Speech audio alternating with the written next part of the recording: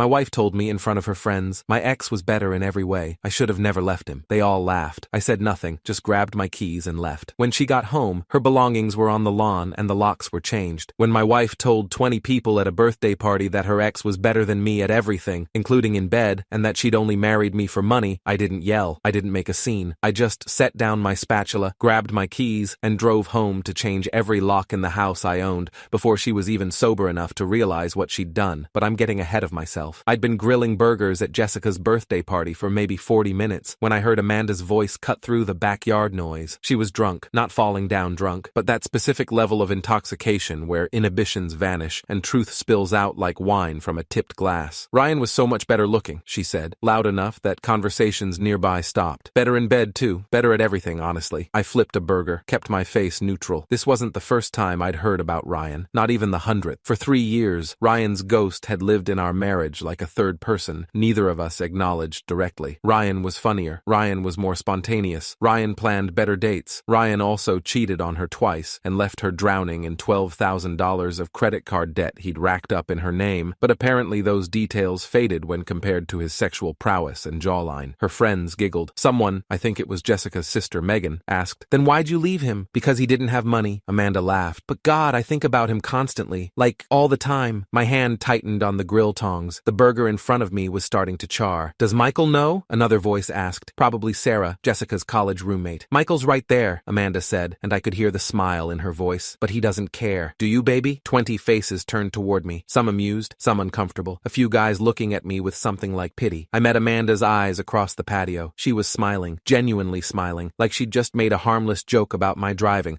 or my terrible taste in action movies. "Nope," I said calmly. "Don't care at all." More laughter. Relief rippled through the crowd. "See, he's cool with it. It's just drunk honesty. Harmless." Amanda blew me a kiss, her wine sloshing slightly. "See, he's so understanding. That's why I married him. Ryan would have thrown a fit." That's when I set down the spatula, grabbed my keys from the patio table where I'd left them next to my phone. "Where are you going?" Amanda called out, her tone shifting slightly. Not worried, just confused. "Home. The burgers aren't done. You finish them." I walked through Jessica's house without looking back, through the living room with its birthday decorations, past the table loaded with presents I'd helped Amanda pick out and wrap, out the front door to where my Honda Accord sat under a streetlight. Behind me, I heard Amanda's voice again, fainter now. "He's so dramatic lately." I wasn't dramatic. I was done. The house was mine. Bought 2 years before I even met Amanda, when I was 28, and finally making decent money as a senior systems analyst. My name only on the deed, my down payment, my mortgage. Amanda had moved in after the wedding, brought her clothes and her opinions and her endless comparisons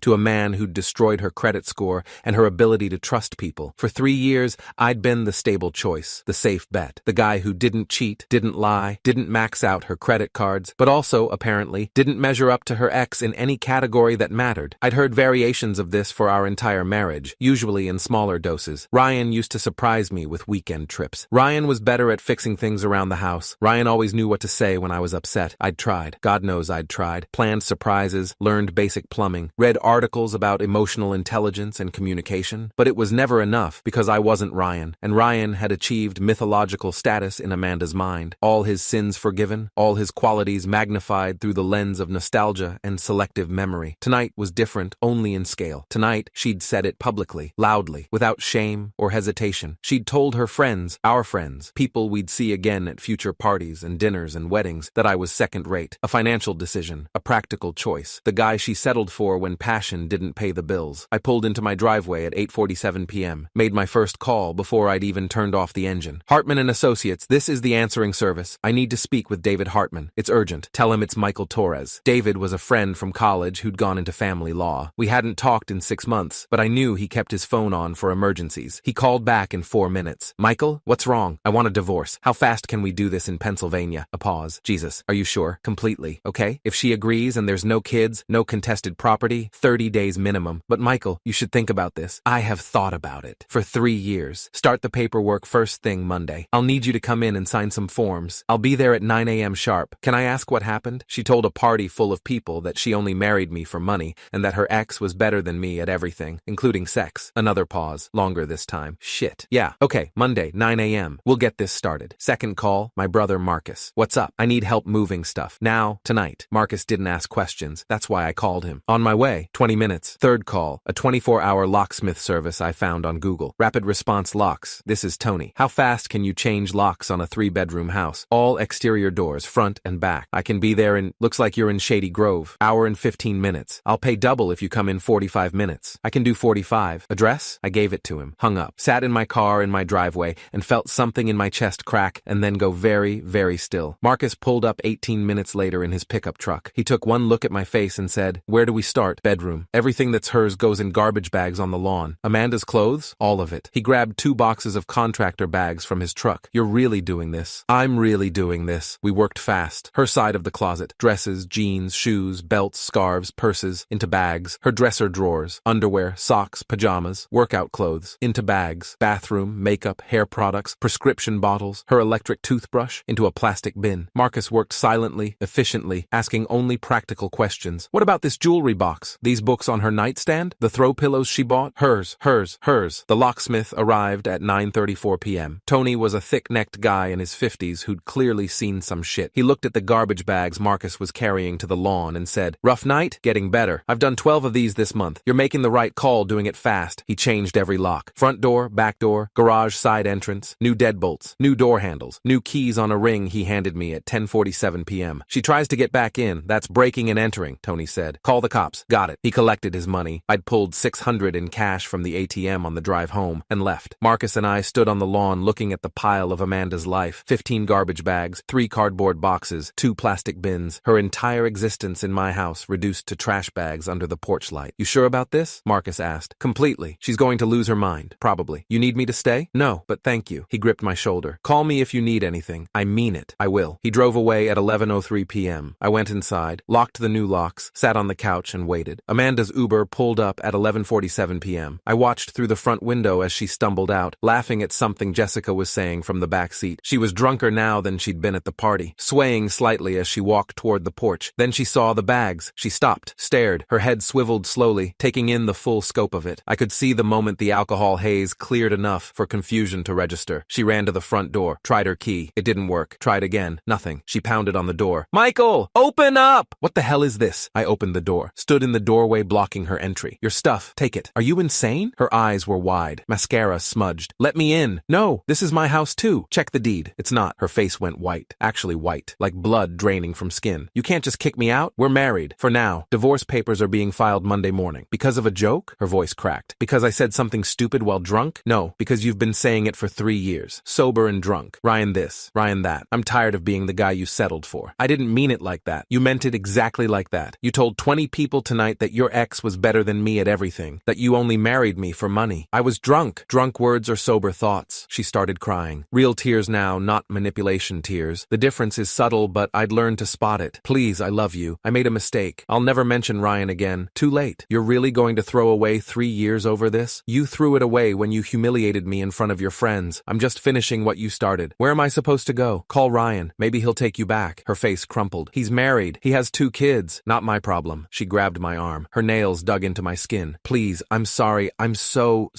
sorry." "You know what wasn't funny?" I pulled my arm free. "Hearing you tell a party full of people that you settled for me. That every time we have sex, you're thinking about him. That the only thing I have going for me is my bank account." "I didn't say—" "You said exactly that." I stepped back inside. "Michael, wait." I closed the door, locked it. She pounded, screamed my name, cried, begged. I walked to the living room and turned on the TV. Found a documentary about deep-sea creatures. Turned the volume up to 32. Eventually, the pounding stopped. I heard her voice on the phone, muffled through the door, but audible. "Jess, can you come back? He kicked me out, changed the locks. Everything's on the lawn." My phone started buzzing. Jessica first. "Michael, what the hell is wrong with you?" Then Sarah, "This is crazy, you need to let her in." Then Megan, "She was just drunk. Everyone says stupid things." Then Amanda's mother, "I raised you better than this, Michael. Let my daughter in her own home." Then Amanda's sister, "You're being abusive." I blocked them all, every single one. Jessica's car pulled up at 12:23 a.m. I heard voices, heard bags being loaded into a trunk, heard Amanda crying, Jessica consoling, both of them probably talking about what an asshole I was. Then silence. I looked out the window. The lawn was empty. She'd taken everything. My phone buzzed one more time. Unknown number. Text message. "I'm staying at Jess's. We need to talk tomorrow. Please." I replied. "Talk to my lawyer." Blocked the number. Set my phone down. Sat in my quiet house. My house, the one I'd bought with my own money 2 years before Amanda had even existed in my life, and felt the weight of 3 years lift off my shoulders like I'd been carrying a backpack full of rocks and had finally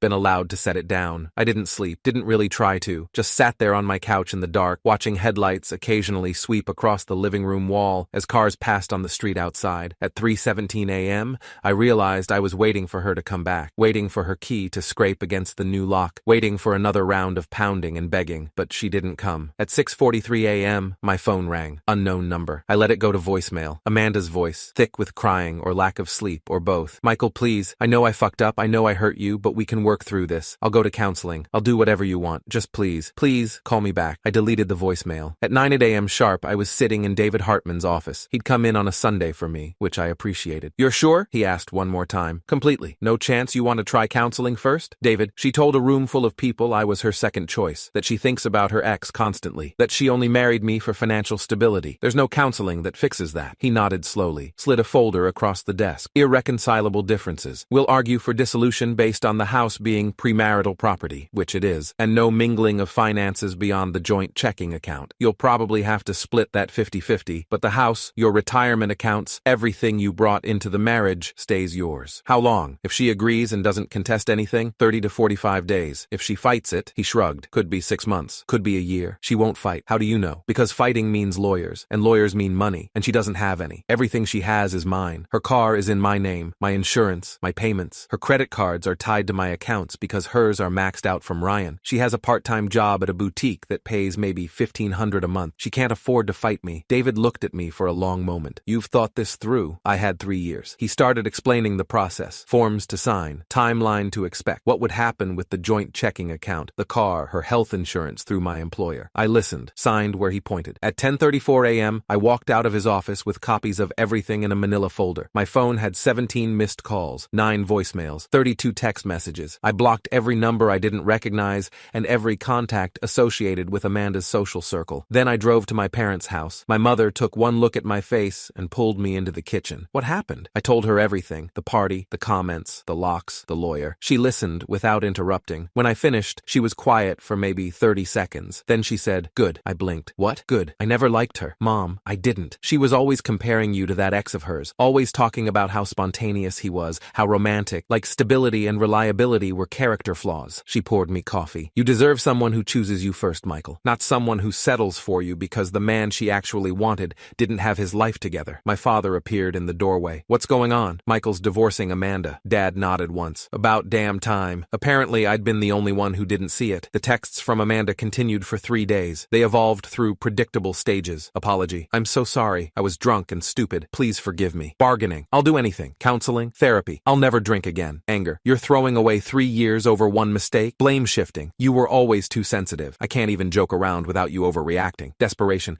"Please just talk to me. I have nowhere to go. Jessica is kicking me out." Threats. "My lawyer says you can't just kick me out. That's illegal." On Wednesday, she showed up at my office. Security called me at 2:15 p.m. "Mr. Torres, there's a woman here claiming to be your wife. She's causing a scene." "I'll be right down." I found her in the lobby, mascara running, hair uncombed, wearing the same clothes I'd seen her in on Sunday. "Michael," she rushed toward me. "Thank God. I need to talk to you, please. We have nothing to discuss. I'm staying in my car. Jessica kicked me out because I couldn't pay her rent and I maxed out my cards and that's not my problem anymore. Please." She was crying hard now. People were staring. "I made a mistake. Just one mistake. Everyone makes mistakes. Amanda, you made the same mistake for 3 years. Every time you mentioned Ryan, every time you compared me to him, every time you made it clear I was your backup plan." I kept my voice low, calm. "I'm done being someone's consolation prize. I never meant, you meant all of it. The only thing you regret is getting caught saying it out loud." Security was approaching. I nodded to them. "Ma'am, you need to leave," the guard said. "This is my husband." "Not for long," I said. "David Hartman is my lawyer. Contact him if you need something." I walked back to the elevator. Behind me, I heard her screaming, "You can't do this. We're married. You owe me." I didn't turn around. The divorce took 32 days. Amanda contested nothing. Signed everything David put in front of her. She had no choice, really. No money for lawyers, no legal claim to the house, no evidence of financial contribution to our household beyond her part-time boutique salary that barely covered her shopping habit. David negotiated a settlement. She kept her car, which I signed over to her, and half the joint checking account, which came to about $4,000. Everything else was mine. On day 32, I got the email from David. "It's done. Divorce is final. Congrats on your freedom." I sat in my living room, and felt nothing. Not relief, not sadness, not anger, just quiet. That evening, Jessica called from a number I hadn't blocked yet. "I hope you're happy," she said. "Amanda's living in her car. She got $4,000 in the settlement. That's first month, last month, and security deposit on an apartment. She spent spent it. Not my problem. She's sleeping in a Honda Civic. The Honda Civic I signed over to her. The one I paid off. You're heartless. No, I'm done subsidizing someone who spent 3 years telling me and everyone else that she settled for me. There's a difference. Jessica hung up. I blocked her number. 3 months later, I saw Amanda at a Target. She was with someone. A guy maybe mid-30s, nice watch, expensive shoes. She saw me at the same moment I saw her. We made eye contact across the home goods section. She looked different, thinner, tired, hair shorter. None of the polish she used to maintain when my credit card was paying for her salon appointments. The guy she was with noticed. That him? Yeah, she said quietly. He looked at me, sizing me up. Then he put his arm around her shoulders and steered her toward the checkout. I bought my trash bags and laundry detergent and went home. That night, I got a text from an unknown number. I saw you today. You look good. I miss you. I didn't respond. Didn't block the number either, though. Just left it there, unread, but acknowledged. Because some part of me, maybe the vindictive part, maybe just the human part, wanted her to see that I'd read it and chosen not to respond. Wanted her to know that the man she'd publicly humiliated for being so understanding had understood perfectly that she'd never actually loved him and had finally stopped pretending that mattered. 2 weeks later, I deleted the text. 6 months later, I started dating someone new. Her name was Rachel. She was a veterinarian, funny, kind, smart, and on our third date, when she mentioned an ex-boyfriend, she did it in passing, a brief reference to a failed relationship that taught her what she didn't want, and then she smiled at me and said, "But I'm glad it didn't work out, because now I'm here. No comparisons, no rankings, no sense that I was plan B, just presence, just possibility. And for the first time in 3 years, I felt like someone's first choice. We've been together 18 months now. Sometimes late at night when Rachel's asleep next to me and the house is quiet, I think about Amanda, about those garbage bags on the lawn, about the sound of the locks clicking into place, about her face when she realized I meant it, that I was actually done. And I don't feel guilty, I feel free. Because the woman who'd told 20 people at a party that she'd only married me for my bank account learned the hard way that the husband she'd publicly humiliated for being so understanding had understood perfectly that she'd never loved me at all. And I'd finally stopped pretending that was enough. Retry Claude can make mistakes. Please double-check responses. Sonnet 4.5.